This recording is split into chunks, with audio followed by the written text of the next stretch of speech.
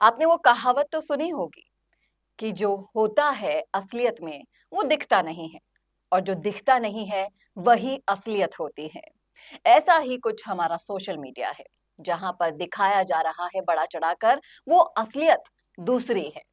और ये सब हम इसलिए कह रहे हैं कि बाड़मेर जैसलमेर लोकसभा क्षेत्र में जो माहौल बनाया जा रहा है भाटी की आईटी टीम की तरफ से, उसका जो दिखावा किया जा रहा है वो बिल्कुल अलग है। और जिस तरह से वो सभाएं कर रहे हैं, हाल ही में बायतू में उन्होंने सभा की, और जो उस भीड़ का नजारा असलियत में देखने को मिला, उसके बाद जो राजनीतिक गलियारों में सवाल खड़े हो रहे हैं वो यही है कि क्या हेमाराम चौधरी, हरीश चौधरी, कैलाश चौधरी के गढ़ में रविंद्र सिंह भाटी क्या कर पाएंगे, क्या ताल ठोक पाएंगे या नहीं, और जो उनकी भीड़ है वो भाड़े से लाई जाती है या नहीं। करेंगे इन्हीं मुद्दों पर चर्चा इस वीडियो में, इसलिए बने रहेगा आखिर तक हमारे साथ। नमस्कार, मैं हूं चेतना शर्मा और इस मुद्दे पर बातचीत करने के लिए मेरे साथ मौजूद है हमारे editor in chief Varun Bhansali ji. तो भीड़ का आलम ये है कि कई लोग ऐसा कहते हैं कि उनको शूट इस तरीके से किया जाता है कि वो हजारों लोगों में दिखाई देता है, लेकिन जो कल वीडियोस वायरल हुए बायतू की सभा के, उसमें जो भीड़ का आलम था वो वाकई में देखने लायक था। और बायतू जो गढ़ है वो कांग्रेस के कद्दावर नेताओं का गढ़ रहा है। हेमाराम चौधरी, हरीश चौधरी से लेकर अगर आप बीजेपी के कैलाश चौधरी का भी गढ़ कहेंगे तो कोई अतिशयोक्ति नहीं होगी। इन कद्दावर नेताओं के बीच रविंद्र सिंह भाटी का किस तरह से आप स्टैंड देख पाते हैं? देखिए, सबसे बड़ी बात यह है कि सत्ता के गलियारों से लेकर कई जगहों पर रविंद्र भाटी को रील वाला नेता कहा जाता है। दूसरा, युवा नेताओं के साथ एक चीज ये होती है कि उनके साथ बहुत सारे युवा जुड़े होते हैं और युवाओं को ट्विटर, फेसबुक, इन सब की खासी जानकारी होती है। रील्स के लिए वीडियो बनाना, उसको एडिट किस तरह से करना है, उसमें भीड़ कैसे दिखानी है, कहाँ का भीड़ वाला वीडियो लेकर कहाँ चिपकाया जा सकता है, ये सब युवाओं में बहुत ज्यादा होता है। और युवा जब कोई नेता है तो उसके कार्यकर्ता निश्चित तौर पे युवा ही होंगे। जुगाड़ जो होता है वो बहुत ज्यादा अच्छी तरह से आता है इनको। अब अगर हम उस जुगाड़ को एक तरफ रखकर हम ग्राउंड पे बात करें तो समझ में यह आता है कि जैसलमेर, बाड़मेर, बालोतरा का जो लोकसभा क्षेत्र है वो संभवतः सबसे बड़े लोकसभा क्षेत्र में से आता है जी। उसमें एक विधानसभा से दूसरी विधानसभा की दूरी, एक क्षेत्र से दूसरे क्षेत्र की दूरी कई किलोमीटर दूर होती है। अब कोई लॉजिकली सोच के देखे तो क्या कोई नेता इतने किलोमीटर के दायरों में हर जगह पॉपुलर हो सकता है? नहीं हो सकता, वो हो ही नहीं सकता।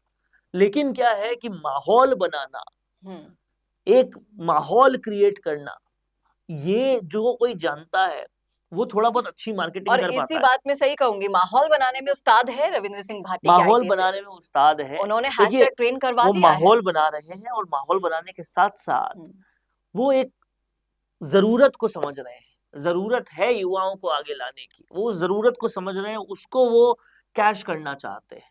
वो उस माहौल से, उस प्रोपोगेंडा को क्रिएट करके वो चीज को कैश करना चाहते हैं कि भाई तुम सोच रहे थे कि विकल्पहीन हो तुम, लेकिन अब एक युवा एक विकल्प दे रहा है तुम्हें।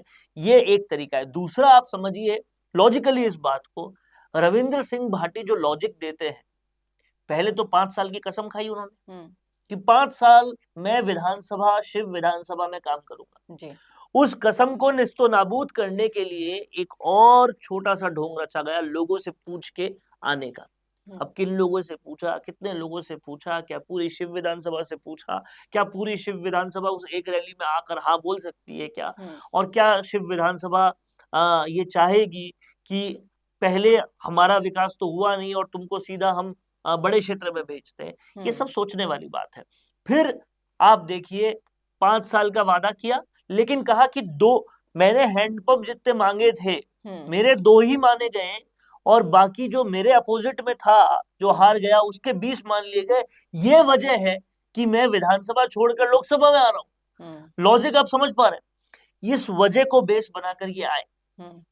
अब समझने वाली बात यह है कि अगर इस वजह को बेस बनाया गया है तो फिर ये पूरी तरह से इस खुन्नस में थे कि सामने वाला जो बीजेपी वाले ने जो हराया उसके कैसे हैंडपंप मंजूर हो गए। अब अगर उससे खुन्नस निकालने के लिए वो अपनी पूरी शिव की जनता और उनके विकास को पूरी तरह से हाशिए पर रख रहे हैं, तो ये किस तरह की जननेता की निशानी है, ये वाकई सोचना पड़ेगा। या फिर ये सोचते हैं कि इतना तेजी से मैं आगे बढ़ गया, अब मैं अगर ताकत दिखा दूं और किसी लेवल पे पहुंच जाऊं और गलती से जीत भी जाऊं, तो क्या मैं मोदी के मंत्रालय में आ सकता हूं? क्या मैं मोदी जी के और करीब जा सकता हूं? ये अगर सपने पाल कर ये सारा काम किया जा रहा है, तो फिर बहुत दिक्कत है, क्योंकि आपको ये समझना पड़ेगा कि वो जो शीर्ष पर बैठे हैं वो पीएम मोदी और अमित शाह हैं। उनके छोटे से छोटे लेवल की, छोटे से छोटे बूथ की जानकारी उन तक पहुंचती है। उनकी सर्वे टीम, उनके कार्यकर्ताओं की टीम बहुत डीप रूटेड है। इसीलिए ये रील वाला ढोंग या फिर ये माहौल बनाने का कल्चर आप ज्यादा दिनों तक नहीं टिकेगा। उससे आप जनता को तो कर सकते हो, लेकिन उनको नहीं कर सकते जिनको आप चाहते हो, क्योंकि वो जो है वो सब जानते हैं। और वो हर बात का जवाब आप हैशटैग ट्रेंड करा के नहीं दे सकते। जिस तरह से उनको ट्रोल किया जा रहा है कि बायतू में वो भीड़ नहीं जुटा पाए, उसका वो ट्रेंड करा रहे हैं हैशटैग बाड़मेर बालोतरा बायतू करके। उनकी टीम करने लग गई। अब आप ये समझिए, हैशटैग ट्रेंड कराना कोई बहुत बड़ी बात नहीं है।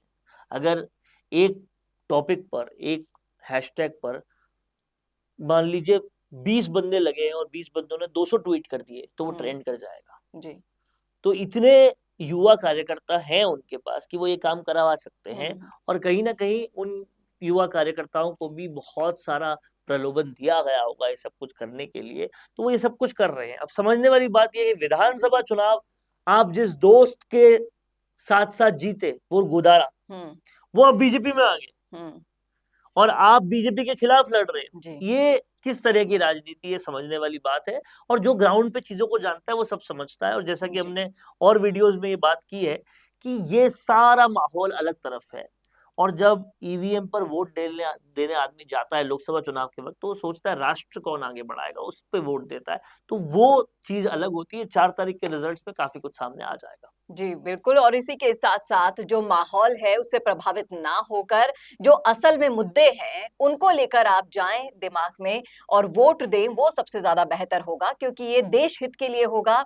और देश हित के लिए तो आपने कई सारे अगर वीडियोस ही देखते हैं तो इस तरह के भी देखे होंगे कि जिसने कई सारे जुमले आपने सुने होंगे कि जो राम को लाया है हम उसको लेकर आएंगे।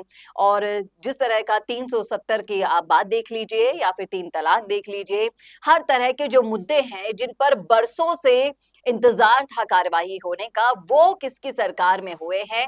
और ऐसे ही अनेकों मुद्दे आपके सामने अभी मुंह देके खड़े हुए हैं कि आपको करने हैं, इनका सोल्यूशन करना है। वो कौन सी सरकार कर सकती है? क्या वो एक निर्दलीय जीत कर सकता है, या फिर जिसने विधानसभा में अभी काम ही नहीं किया, जिस क्षेत्र को विकास के लिए काम ही नहीं किया, वो एमपी बनकर वो उसको काम को कर पाएगा? ये सारे तमाम सवाल यहाँ पर हम आपके लिए छोड़ के जा रहे हैं। इस पर चिंतन कीजिएगा, सोचिएगा जरूर, और मुद्दे पर राय रखना तो बिल्कुल ना भूलिएगा। कमेंट बॉक्स में रखिएगा अपनी राय, कैसा लगा वीडियो ये जरूर बताइएगा। और ऐसी और वीडियोस के लिए देखते रहिए राजस्थान संवाद। नमस्कार। कोरोना सोल्टेक क्वालिटी, डेडिकेशन और कस्टमर सेटिस्फेक्शन को प्रायोरिटी पर रखते हुए हर इंडस्ट्री की इलेक्ट्रिसिटी में कॉस्ट सेविंग कराने और उन्हें रिन्यूएबल एनर्जी की ताकत देने के लिए लगातार काम कर रहा है। क्योंकि कोरोना सोल्टेक में हमारा मानना है कि देश के रिसोर्सेज को सस्टेनेबल बनाने के लिए जरूरी है कि हम सबका उसमें बड़ा कंट्रीब्यूशन हो।